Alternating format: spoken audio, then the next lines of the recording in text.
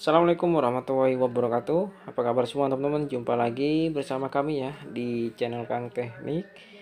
Di video kali ini kita bertemu lagi dengan kulkas pintu 2 ya. Nah, di video kali ini kulkas 2 pintunya itu untuk mereknya merek SAP. Dan di sini ada kendala, ada keluhan dari customer atau orangnya itu atas bawah itu tidak dingin ya. Nah, seperti biasa, di video-video sebelumnya saya akan menunjukkan langkah-langkah mengecek bagaimana cara mengatasinya atau cara mengeceknya ya apabila kulkas itu tidak dingin ya.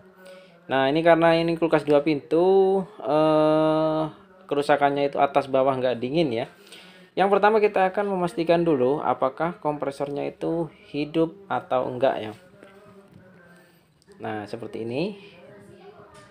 Yang harus kita lakukan, kita memastikan ya apakah kompresornya itu hidup atau enggak. Nah, ini terutama untuk kulkas 2 pintu maupun satu pintu ataupun 3 pintu. Yang pertama itu kalau misalkan kulkas nggak dingin, yang pertama kita pastikan ya, cek apakah kompresornya itu hidup atau enggak. Lalu kita cek di tempat lain. Kalau misalkan sudah hidup. Oke, di sini untuk ampere berada di 0,5 ya. 0,5 artinya ampernya nggak tinggi ya, nggak ada masalah pada kompresor.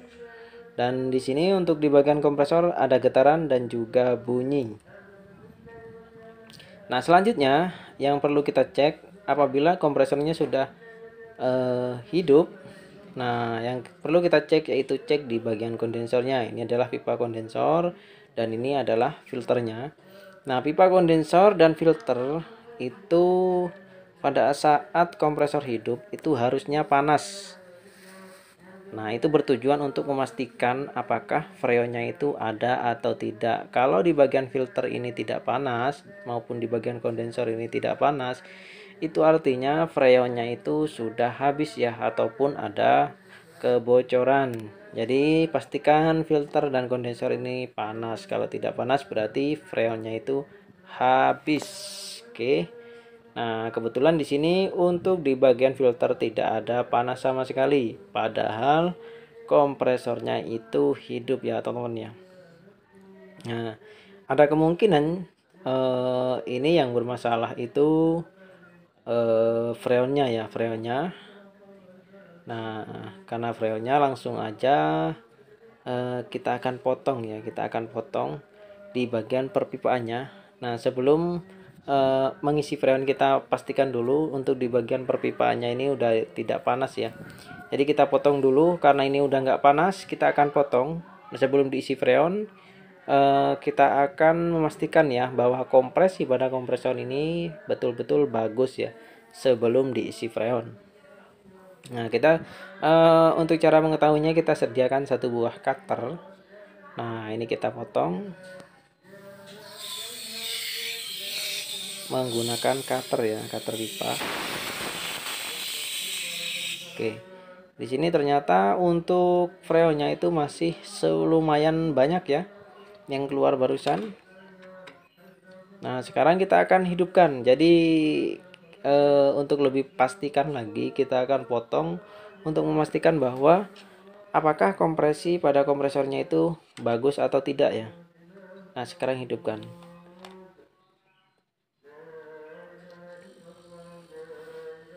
Oke. Nah, di sini untuk kompresor sudah hidup. Sekarang kita tes di bagian pipa hisapnya.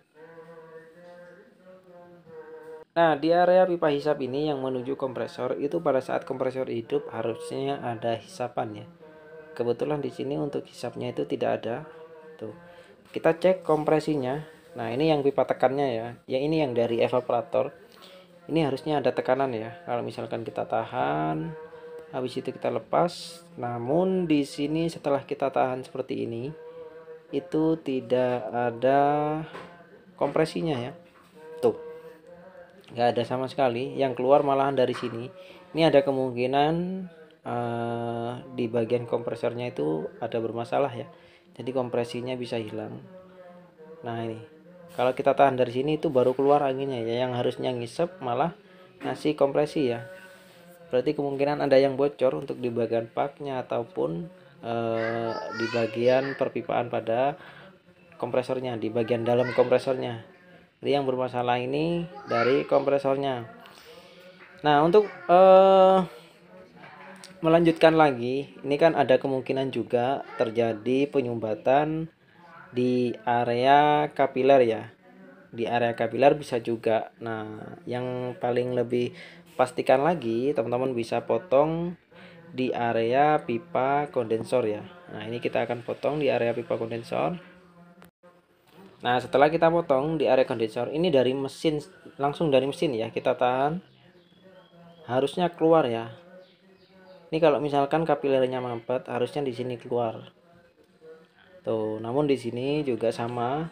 Padahal ini langsung ke kompresor, langsung masuk ke sini. Harusnya udah keluar, tidak melalui kapiler. Harusnya kalau misalkan kapilernya itu buntu, di bagian kondensor ini harusnya ada tekanan ya. Namun di sini untuk di bagian kondensor juga sama. Tidak ada tekanan. Nah, ini udah fix, bisa dipastikan yang bermasalah itu di area kompresornya, bisa dari paknya ataupun ada sebagian pak yang bocor. Nah, kurang lebihnya seperti itu ya.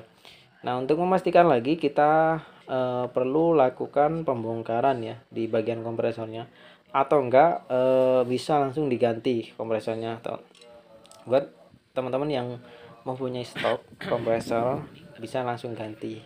Kalau pengen coba-coba pengen tahu bisa langsung dibongkar saja. Nah, ini karena di sini udah fix ya, di bagian kompresornya ada bermasalah, ini tinggal saya konfirmasikan ke yang punya ya. Nanti apakah mau diganti atau mau dicek ya ataupun diperbaiki. Nah, kurang lebihnya seperti itu. Semoga bermanfaat ya. Jadi kurang lebihnya cara ngeceknya seperti itu. Jangan lupa dukung channel kami dengan cara tekan tombol like-nya dan juga subscribe-nya. Assalamualaikum warahmatullahi wabarakatuh.